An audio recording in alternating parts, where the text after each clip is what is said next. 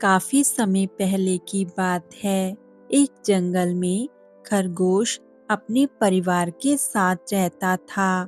खरगोश अपने परिवार के साथ जंगल के जिस इलाके में रहता था, उस इलाके में बहुत ही खतरनाक जानवर रहते थे। खरगोश और उसका परिवार हमेशा इस बात से सहमे और डरे रहते थे कि कहीं कोई जानवर आकर उन्हें मार ना दे या नुकसान ना पहुंचाए।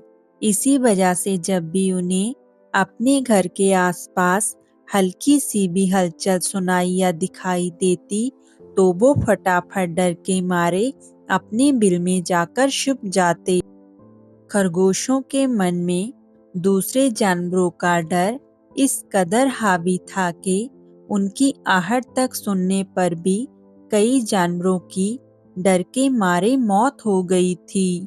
रोज रोज इस डर को सामने देखकर वो खरगोश बेहद परेशान रहने लगा। इसी बीच एक दिन घोड़ों का एक दल उनके घर के पास से गुजरा और घोड़ों की आवाज सुनकर सभी सहम गए। वो सभी हमेशा की तरह अपने बिल में जाकर छुप गए और डर के मारे पूरा दिन कोई भी खरगोश बिल से बाहर नहीं निकला। यहाँ तक कि खाने की तलाश में भी कोई बाहर नहीं गया। सारे खरगोशों और अपने परिवार को इस हालत में देखकर वो खरगोश बहुत दुखी हुआ।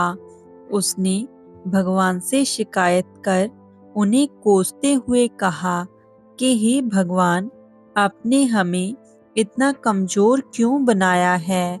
इस तरह सहम और डर कर जीने का क्या फायदा?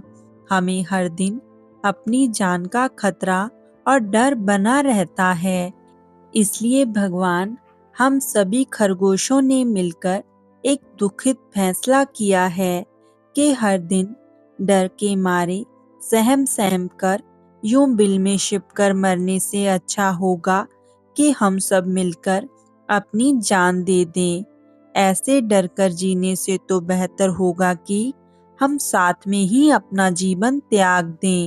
बस यही फैसला करके सभी खरगोश इकट्ठे हुए और आत्महत्या करने के लिए नदी की ओर निकल गए।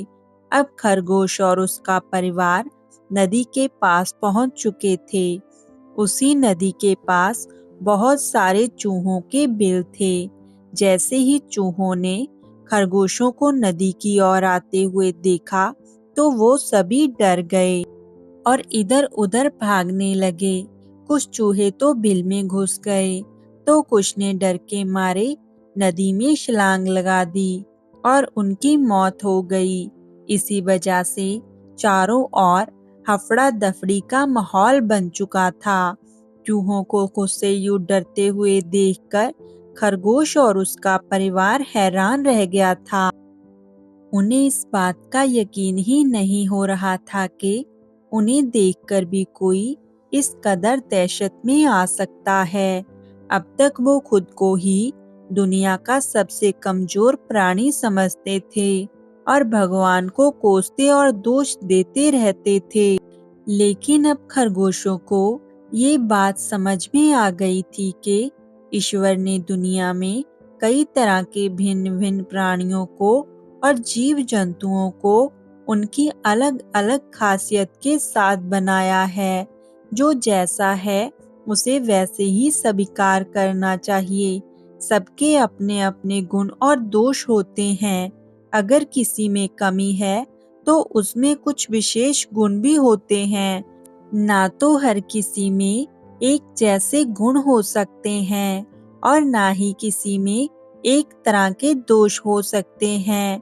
अब खरगोश अपने गुणों को भी पहचान चुके थे और ये समझ चुके थे कि सिर्फ अपने डर और दोष पर ही ध्यान देकर ऐसा डरना और जीवन त्यागना गलत फैसला है। ये समझने के बाद खरगोश और उसका परिवार घर वापस लौट आए। इस कहानी से हमें ये सीख मिलती है कि अपनी कमजोरी और डर को खुद पर कभी भी हावी ना होने दें। भगवान और प्रकृति ने सभी को अलग-अलग खास शक्तियाँ देकर हर किसी को खास और शक्तिशाली बनाया है।